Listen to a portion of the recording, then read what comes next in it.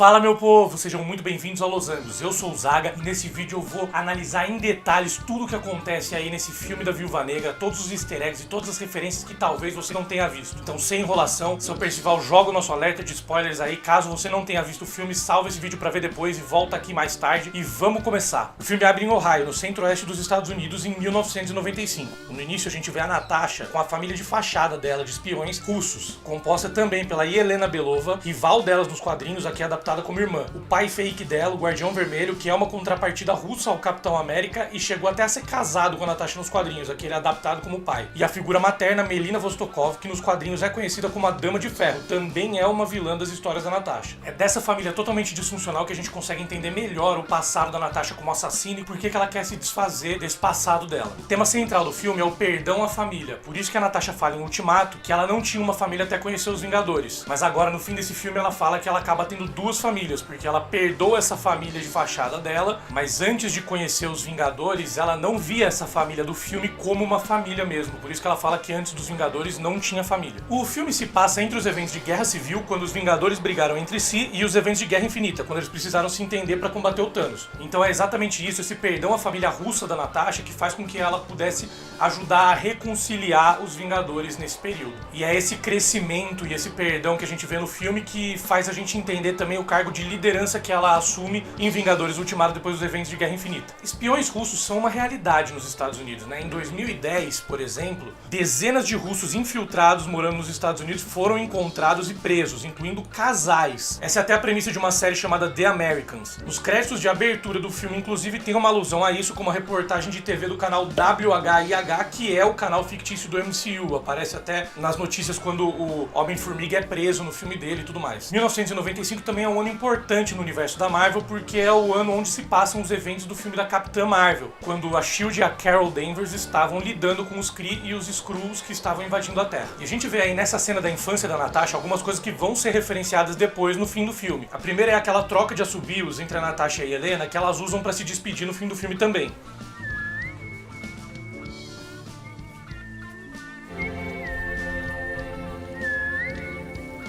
Também tem a fala da Yelena. Upside down. E a Natasha fala que aposta que a Yelena vai cair primeiro, o que acontece de fato. No fim do filme, a Yelena repete essa frase, mas a Natasha garantiu dessa vez que a irmã não cairia primeiro, porque ela mergulha pra colocar o paraquedas nas costas da Yelena. O Guardião Vermelho rouba um disco do governo e eles têm que fugir por conta disso. A Melina fala pra Natasha deixar o álbum de foto pra trás, mas a Melina mesmo fica um pouco mais de tempo ali e mais pra frente no filme a gente vê que ela acabou pegando o álbum de fato. Aí quando eles estão saindo no carro, a gente ouve a música American Pie, que também vai ser repetida mais pra frente no filme.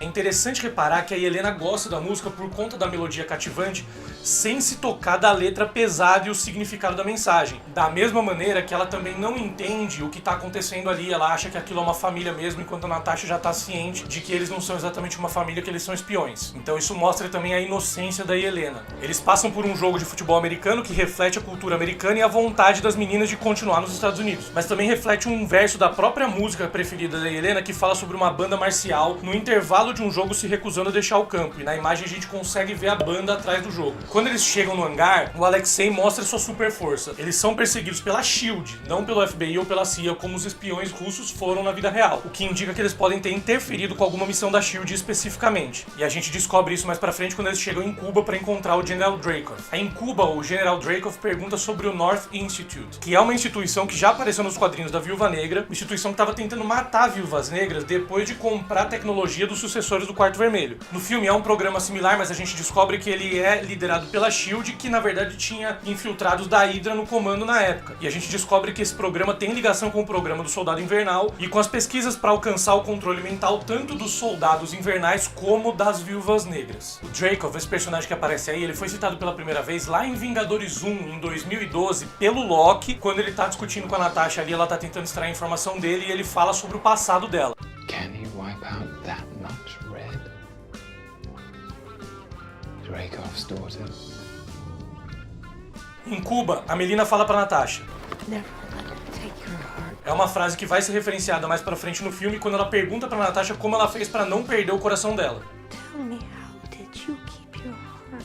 As meninas são sedadas para serem levadas pro quarto vermelho, como fazem com o Alexei no fim do filme também. Ninguém sabe onde é o quarto vermelho, porque até as agentes do quarto vermelho mesmo são sedadas para serem levadas para lá, então elas nunca veem o caminho, nunca veem o trajeto. Isso caso tenham desertoras como a Natasha, por exemplo, que aí elas não poderiam saber onde fica localizada essa base. A música de abertura é Smells Like Teen Spirit, do Nirvana, só que numa voz feminina e uma melodia mais melancólica, que reflete o trabalho do quarto vermelho, transformando essas adolescentes em assassinas profissionais e sem livre-arbítrio. Dá pra ver que a Natasha escapa por um momento dos agentes pra dar pra Yelena um papel dobrado. Esse papel é uma foto das duas que ela pegou no carro e que mais pra frente a Yelena usa pra chamar a atenção da própria Natasha, quando ela coloca a foto no meio dos frascos do antídoto que cancela o controle mental das viúvas negras. A montagem de abertura mostra a família fake da Natasha posando pra fotos de Natal e de outras datas comemorativas. Mais pra frente a gente descobre por um diálogo da Natasha com a Melina que eles tiveram que posar com diferentes cenários e tirar todas essas fotos no mesmo dia. A gente vê um close de um laço vermelho que gira e faz alusão ao logo da Viúva Negra, aquela espécie de ampulheta vermelha. Nas minhas análises de trailer eu já contei pra vocês, mas esse logo da Viúva Negra é baseado nas aranhas viúvas negras, que tem um símbolo semelhante no corpo delas. A cena corta do laço virado pro logo da Viúva Negra em um alvo muito parecido com aquele que a gente vê a Natasha treinando em Vingadores Era de Ultron. Depois a gente vê uns porcos, e nós vamos descobrir mais pra frente no filme que esses porcos eram utilizados pros testes de controle mental que estavam sendo desenvolvidos pela Melina pros agentes do Quarto Vermelho. Também dá pra ver várias fotos em que eles usaram o Photoshop pra colocar o Dreykov com figuras históricas como o Bill Clinton e o Vladimir Putin.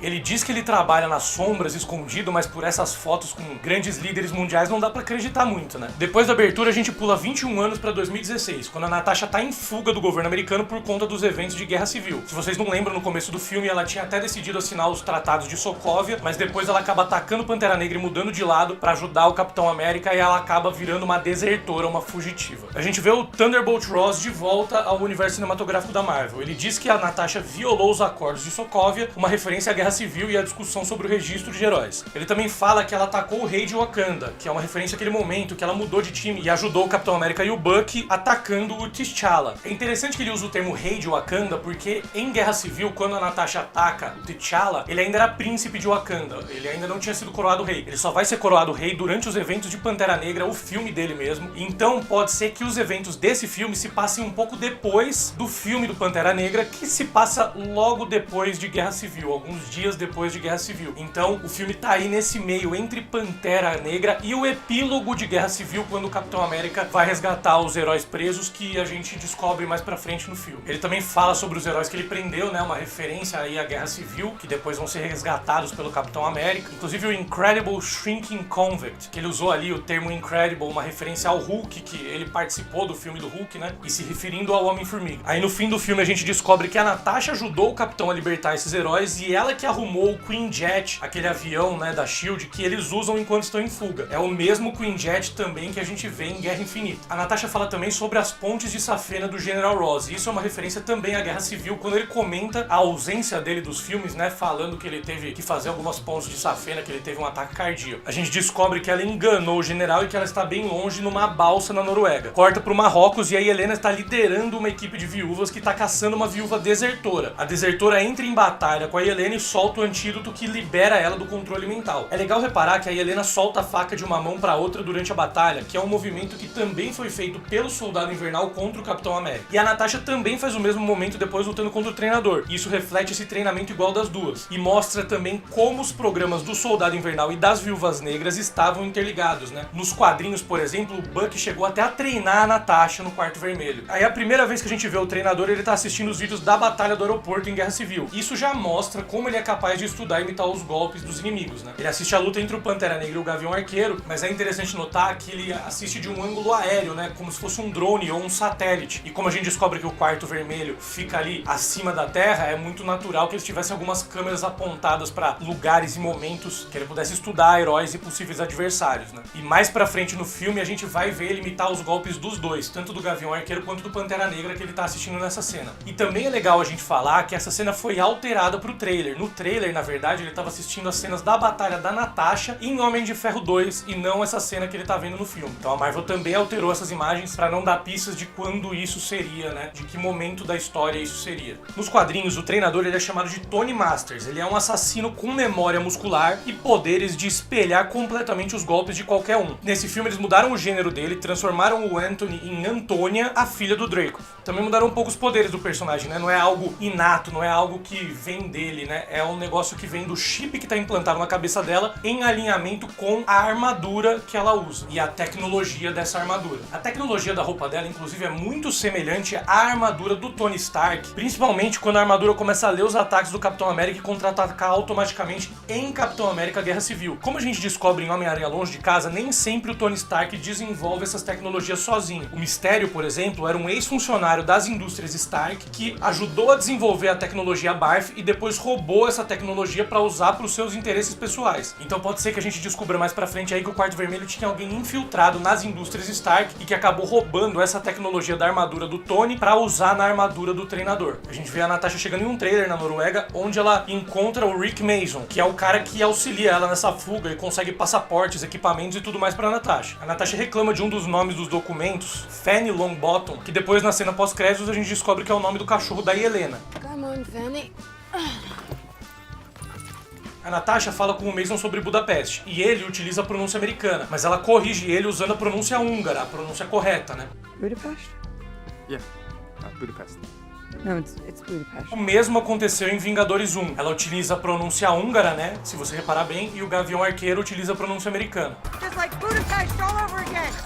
You and I remember Budapest very differently. No trailer a gente vê ela pegar uma caixa com tinta pra pintar o cabelo de loiro, mostrando o que vai acontecer no futuro e como ela vai ficar com o visual de Guerra Infinita. Já é aí uma primeira amostra de como ela vai mudar o visual dela. Aí ela assiste ao filme 007 Contra o Foguete da Morte, um filme que pelo visto foi uma das maiores influências pra esse filme da Viúva Negra. Esse filme do 007 tem uns plot points muito parecidos com o filme da heroína, até por exemplo com uma sequência de queda livre sem paraquedas de um avião e uma base secreta do vilão flutuando por sobre a Terra. Depois a gente vê o primeiro encontro entre a Natasha e o treinador. O treinador arremessa o escudo de uma maneira muito semelhante à que o Capitão América costuma arremessar o escudo dele também. E tem um detalhe bem legal de reparar que quando a Natasha sai do carro, ela era a única coisa que estava fazendo contrapeso pro carro não cair no rio, mas quando ela desce o carro não cai, o que mostra pra gente, na verdade, que era o treinador que tinha pulado em cima do carro, como a gente vê na sequência. A Natasha tenta aplicar o golpe característico dela no treinador, mas ele devolve e derruba a heroína. No visor do capacete do treinador, a gente consegue ver Evaluating Defensive Measures, o que indica que a armadura estava calculando as melhores maneiras de se defender dos golpes da Natasha. Também dá pra ver uma porcentagem de quão certa a previsão da armadura pode estar e também o nível de ameaça que a Viúva Negra representa ali. Também dá pra ver alguns pontos no corpo da Natasha com porcentagens, o que podem ser indicadores de quão eficientes os golpes nessas regiões seriam ou qual seria a chance da Natasha usar essas partes do corpo pra contra-atacar ou pra atacar o treinador. As duas fazem um movimento espelhado pra levantar, que no fim do filme a Natasha lembra e faz novamente pra soltar o antídoto na Antônia. É interessante reparar que na cena do fim do filme a Antônia tá sem o capacete, e talvez por isso ela não tenha tido essa leitura do movimento que a Natasha faria. Aí mostrando como o poder da treinadora, né, do treinador, é a união do chip com a armadura mesmo, não só um ou só outro. Aí quando a gente vê a imagem em primeira pessoa do visor do treinador, tem duas porcentagens em cada braço da Natasha. Provavelmente o número de cima é a chance da Natasha usar esse braço pra atacar, e o número de baixo, quão eficaz seria o golpe. Os números são maiores que o braço de trás porque o golpe seria mais provável e teria mais eficiência, né? Já que ela conseguiria usar o peso do corpo, né? Jogar o peso do corpo pra dar o golpe, indicando que um direto seria muito mais eficiente que um jab naquele momento. Também dá pra ver no canto direito ali que a armadura tá redirecionando a atenção do treinador pros frascos que contêm os antídotos, que seriam o alvo principal da missão, que indica que o Dreykov estaria assistindo tudo remotamente e dando comandos o tempo todo ali. Quando a Natasha usa uma corda pra prender o treinador, ele corta a corda e faz um movimento que ele provavelmente aprendeu assistindo ao Homem-Aranha lutar. É um herói que estava presente na batalha do aeroporto que a gente viu a Antônia assistindo mais cedo. Ela consegue arremessar a Natasha pra fora da ponte, mas a gente descobre que a Natasha conseguiu pegar os frascos. Aí a Natasha encontra a foto das duas no meio do frasco, ela entende a mensagem da Helena e leva os frascos até Budapeste. No apartamento de Budapeste, a Helena pergunta.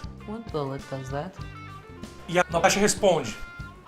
Bullets, arrows. Uma alusão ao passado da Natasha do Gavião Arqueiro em Budapeste também, né, que já foi comentado em alguns filmes. A gente descobre que a missão delas no passado era matar o Dreykov usando a filha dele como isca. E essa missão foi a última missão pra Natasha poder entrar de vez pra SHIELD e escapar do Quarto Vermelho. A gente descobre que a intenção da Helena, na verdade, era que a Natasha levasse os frascos até o Tony Stark e os amigos cientistas dela dos Vingadores, e a Natasha responde dizendo que eles não estão mais se falando, os Vingadores, né? Mais um exemplo da separação causal causada em Guerra Civil. Elas são perseguidas por agentes do Quarto Vermelho e uma das agentes acaba se ferindo, quebrando a perna, né? O que faz com que o Dreykov resolva dar o comando pra ela se matar. A gente vê a Helena chegando tarde demais na cena com um dos frascos do antídoto em mãos que ela pretendia usar pra salvar essa Viúva Negra, né? Pra impedir que o Dreykov fizesse ela se matar, mas ela acaba chegando tarde demais. Aí a Natasha e a Helena são perseguidas pelo treinador. Quando a Helena se corta, a Natasha pede pra ela não estancar o sangue, uma estratégia que ela usa pra confundir a vilã, né? O treinador. Ela estanca o sangue em cima de um bueiro pro treinador achar que elas se esconderam lá, mas elas se escondem no teto da estação de trem. Aí a Natasha conta que ela e o Clint se esconderam por 2 dias ali depois de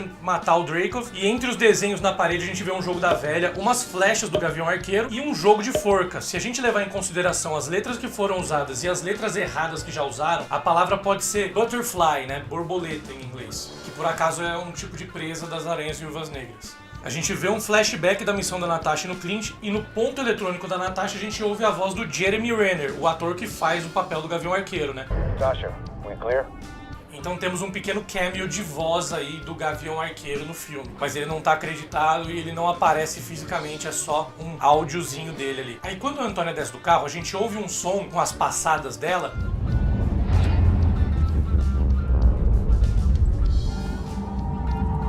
Que é uma variação do mesmo som que a gente ouviu naquela cena que o treinador desce do carro atrás da Natasha naquela ponte.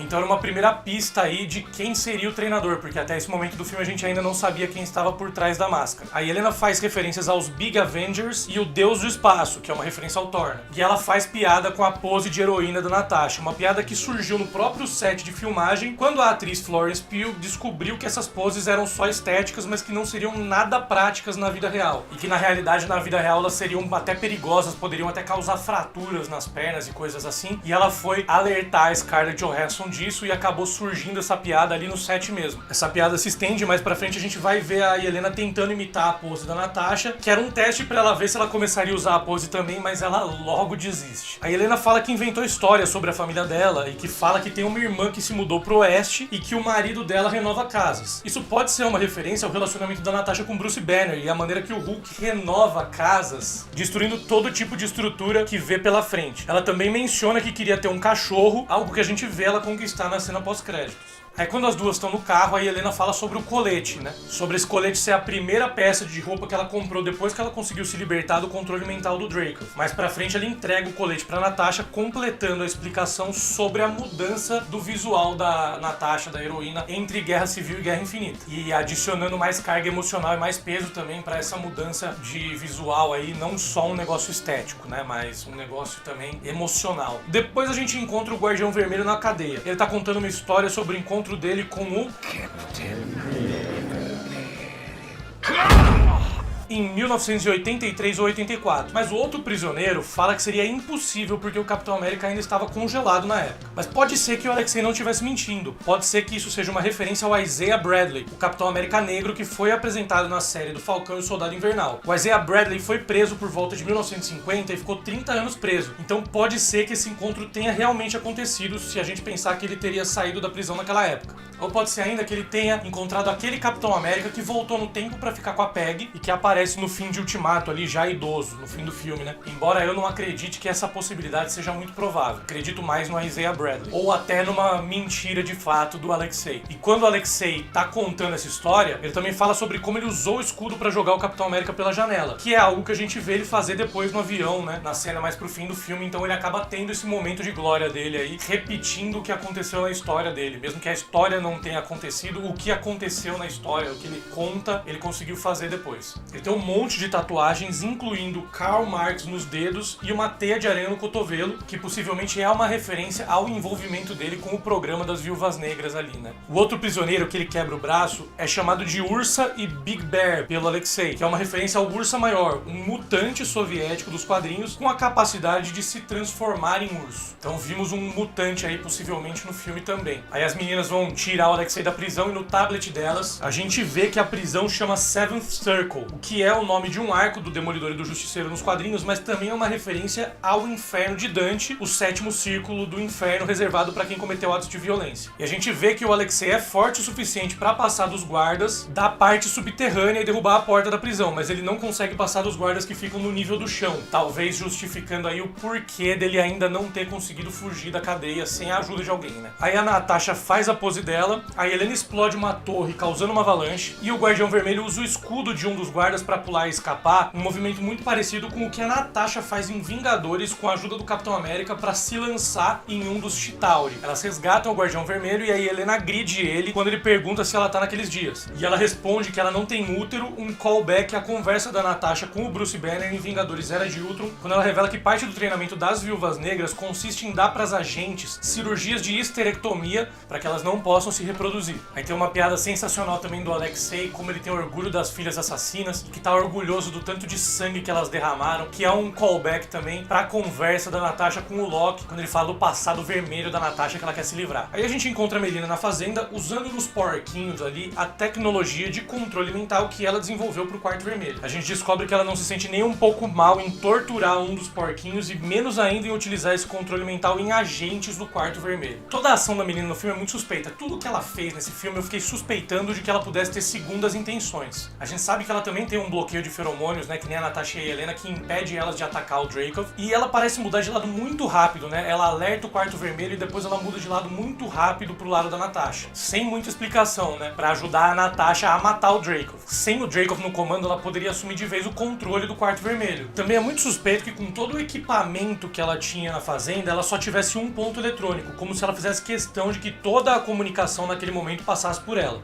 Ela também monta um plano para invadir a base que ela mesma projetou e pousar a base para ser apreendida pelo General Ross. Só que ela faz isso invadindo a sala de comando sabendo que o Dreykov estaria assistindo e que ele ia bloquear o acesso dela. O que é uma desculpa perfeita para ela ter que derrubar a nave e destruir todas as evidências do próprio envolvimento dela no programa do Quarto Vermelho e das Viúvas Negras. Enfim, vamos ficar de olho na Dama de Ferro aí pro futuro. De volta ao quarto na fazenda, aí Helena erra o nome do Guardião Vermelho e chama ele de Dínamo Escarlate. O Dínamo Escarlate é uma contrapartida russa do Homem de Ferro, como o Alexei é do Capitão América, né? E é um mando que pertencia ao Anton Vanko, o pai do Ivan Vanko, vilão do Homem de Ferro 2. As forças do Quarto Vermelho chegam pra capturar todos e aí Helena encontra a Natasha desmaiada. Mas se a gente reparar, tinham duas máscaras e duas perucas ali nesse quarto e elas sumiram naquele momento, o que já é um indício de que a Natasha e a Melina tinham trocado de lugar. Aí a gente chega no Quarto Vermelho, uma base flutuante gigantesca. A Natasha, disfarçada de Melina, encontra o Dreykov. Essa máscara e essa tecnologia que a Natasha usa nessa cena é algo que a gente já tinha visto ela usar em Capitão América 2, o Soldado Invernal, e mais recentemente a gente também viu a Sharon Carter usar na série do Falcão e o Soldado Invernal. Aí na sequência do Quarto Vermelho tem uma cena de uma cirurgia que eles fariam na Helena para analisar como o antídoto age no cérebro das viúvas. Essa cena pode ser considerada um pequeno easter egg, uma alusão a um arco dos quadrinhos em que a Helena e a Natasha trocam de rosto. Elas fazem uma cirurgia para trocar de rostos e trocar o lugar uma com a outra. Então essa marcação no rosto da Helena aí, essa mesa cirúrgica, pode ser uma pequena referência a esse arco dos quadrinhos. Algo que a gente abordou que poderia acontecer no filme nas nossas análises de trailer, embora não tenha acontecido de fato. Quando a Melina, vestida de Natasha, tá jogada no chão, a pose dela é igual à pose da Natasha em Vormir quando ela se sacrifica. Aí a gente vê a conversa do Dreykov com a Natasha e ele inspira bem forte, se vocês repararem, e depois pega a Natasha pela cabeça. Ele deve ter percebido ali nesse momento que ela não era a Melina. Talvez pelo cheiro, né? Como a gente sabe que ele tem esse bloqueio de feromônios e esse tipo de tecnologia, então talvez pelo cheiro ele reconheça. E também pela mão nos cabelos, né? Percebendo que aquilo podia ser uma peruca. Quando o Dreykov fala pra Antônia se revelar pra Natasha, a câmera dá um close no braço dela, naquele dispositivo meio Buzz Lightyear, e ela aperta um botão específico que abre o capacete. A Natasha repara nisso e é exatamente como ela sabe no fim do filme o que ela precisa fazer para abrir o capacete da Antônia e liberar o antídoto nela. Aí o Dreykov revela que ele estava criando viúvas ao redor do mundo inteiro. É meio impossível contar o número de agentes que aparecem, mas a julgar pelo tanto de linhas e colunas que tem ali, eu suspeito que sejam mais ou menos umas 50 linhas e mais ou menos 3 vezes o número de colunas. Então dariam mais ou menos 7.500 agentes do Quarto Vermelho, 7.500 viúvas negras ao redor do mundo. É agente pra... E um detalhe detalhe interessante também é que ali na região de Wakanda não tem nenhuma viúva negra, né? Fica um buraco nesses pontinhos aí, porque é uma nação muito reservada e super protegida e talvez eles não tenham conseguido chegar até lá. Aí quando o Dreykov explica todo o plano dele pra Natasha e tudo que ele consegue fazer ali daquela sala de comando e como ele consegue fazer, uma parada bem 007 mesmo, que nem o filme que a gente viu, que o vilão anuncia o plano todo, a Natasha responde: Thank you for your cooperation. que é mais uma referência aí à conversa dela com o Loki em Vingadores, quando ela finge estar em desvantagem pro Deus da Trapaça se sentir confiante e desabafar, contar tudo pra ela, todo o plano dele. Thank you for your cooperation. Na sequência ela rompe o nervo do olfato pra poder atacar e quando o Dreykov tenta alcançar o tablet, a gente consegue ver que a Natasha pega o anel de controle da mão dele. Ela coloca a mão por cima da mão dele e quando ele cai no chão a gente vê que ele tá sem o anel. E enquanto isso a gente vê o treinador lutando contra o Guardião Vermelho, mostrando umas garras de Vibranium como as do Pantera Negra. Igual as do Pantera Negra, ele também pisa no escudo pra pegar que nem o Capitão América e ele até copia os movimentos do Soldado Invernal e Capitão América 2. A gente volta pra sala de comando, a Natasha tá brigando com as viúvas e a Helena joga uma granada com o antídoto, liberando todas as agentes do controle mental. Então a Natasha consegue baixar todas as informações do Quarto Vermelho pra ir atrás das outras viúvas e pra libertar elas também, né? Quando a Natasha vai libertar a Antônia ali do confinamento, dá pra ver que o visor tá dando umas pequenas falhas. Então provavelmente ele foi danificado nas últimas lutas, né? E na luta contra o Guardião Vermelho, o que é já um indicador que talvez a Natasha tenha chances nessa batalha, porque quando um vilão consegue espelhar todos os seus movimentos, ele acaba sendo virtualmente imbatível. Então essa tecnologia teve que dar esse glitchzinho aí pra Natasha poder ter alguma chance. A base explode e a Helena cai desacordada. A Natasha pula com um paraquedas em mãos pra salvar a irmã e impedir que ela caia primeiro. Uma referência à primeira cena do filme, como falei. Aí a Natasha aproveita o glitch da armadura da Antônia pra remover o capacete e soltar o antídoto, liberando a vilã do controle mental. No fim, a Natasha fala que se existe esperança pra essa família dela, talvez exista esperança para os Vingadores se reconciliarem também. A gente vê ela 2 semanas depois, vestindo o colete da Helena com os cabelos loiros, já mostrando como ela chegou no visual de Guerra Infinita. Ela pega o Queen Jet com o Mason e diz que vai libertar parte da família dela da prisão, já explicando como ela e o Capitão América conseguiram salvar os heróis do Raft e explicando esse período entre Guerra Civil e Guerra Infinita que eles estavam juntos. O filme encerra com Vagalumes traçando mais um paralelo com a primeira cena e também com aqueles milhares de pontinhos brancos na sala de comando que representam as agentes do Quarto Vermelho que ainda precisam ser libertadas. Cronologicamente, então, esse filme se passaria durante o epílogo de Guerra Civil, né? Entre Pantera Negra e o epílogo de Guerra Civil, ali quando o Capitão América vai resgatar os heróis no Raft. Então isso deixa ainda um gap de 2 anos aí que a gente não sabe o que aconteceu com a Natasha. Será que vem trilogia por aí? Será que vai ter mais filmes explicando esse período? Fica esse gap aí. O Kevin Feige já deu entrevista falando que gostaria de continuar trabalhando com a Scarlett Johansson. Então deixem aberto aí essa possibilidade de mais filmes da Viúva Negra, mesmo sendo filmes do passado, mas aí envolvendo também todo esse folclore e esses personagens novos e o Quarto Vermelho que foram apresentados nesse filme. Eu gostaria bastante de ver, não sei vocês, deixa o comentário aí se vocês querem ver mais filmes da Viúva Negra. E essa é a minha análise completa aí com todos os detalhes de Viúva Negra, tudo que eu consegui pegar. Se você assistiu o vídeo até aqui, eu quero crer que você tenha gostado do conteúdo, então eu deixo minha sugestão pra você se inscrever no canal, curtir o vídeo e ativar as notificações pra não perder nada, que eu vou fazer análise detalhada de todos os filmes que vão sair daqui pra frente. Também fiz uma análise detalhada da cena pós-créditos, clica aqui se você quiser ver. A cena pós-créditos tá bem legal também, analisei tudo aí, expliquei o que ela significa pro futuro da Marvel. E por hoje é isso aí. Valeu, valeu, um grande beijo e até a próxima.